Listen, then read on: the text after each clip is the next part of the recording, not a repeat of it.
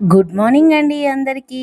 ఈరోజైతే మహాశివరాత్రి. నాకిష్టమైన నా ఫేవరెట్ డే. ఇదే నాకు దసరా, సంక్రాంతి, ఉగాది అన్నీ ఇదే. బికాస్ శివయ్య అంటే చాలా ఇష్టం.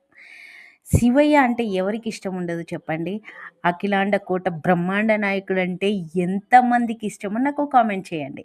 నేనైతే లేచి ఇలా ఫ్రెష్ అయ్యి, బ్రష్ చేసి, స్నానం చేసి, ఇలా నా బ్లౌజ్ ఎప్పటినుంచో నేను స్టిచ్ చేసుకోవాలని అనుకుంటున్నానండి అలా నేను చేసుకున్నా అని మీకైతే చూపించాను.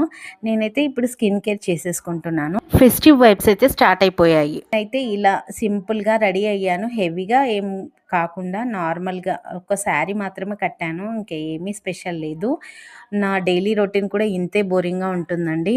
ఇంకా పూజ కోసం పువ్వులైతే కోస్తున్నాను టెంపుల్‌కి వెళ్ళటానికి. టెంపుల్ అయితే చాలా రష్‌గా ఉంది. కానీ మీకు టెంపుల్‌లో అడుగు పెడితే ఎంత పీస్ ఆఫ్ మైండ్ అంటే స్టార్టింగ్‌లోనే దొరుకుతుందండి కాలభైరవుడి దర్శనం. కాలభైరవుడు వెనకాలే నవగ్రహాలు. మళ్ళీ నవగ్రహాల వెనకాలే సుబ్రహ్మణ్యేశ్వర స్వామి ఆలయం ఉంటుందండి.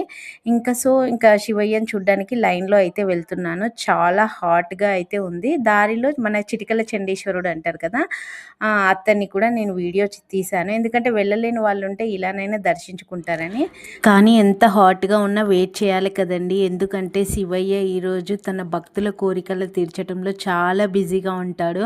కాబట్టి మనం వెయిట్ చేయడంలో తప్పు లేదండి. వెయిట్ చేయడంలో కూడా భక్తే ఉందండి. ఫైనల్‌గా దర్శనం అయితే కంప్లీట్ అయిపోయింది. అక్కడ వీడియో తీయడం కుదరదు కదా! సో, ఇంటికైతే వచ్చేసాను. నేను కూర్చునే చోటైతే శివయ్య ఫోటో ఉంటుందండి.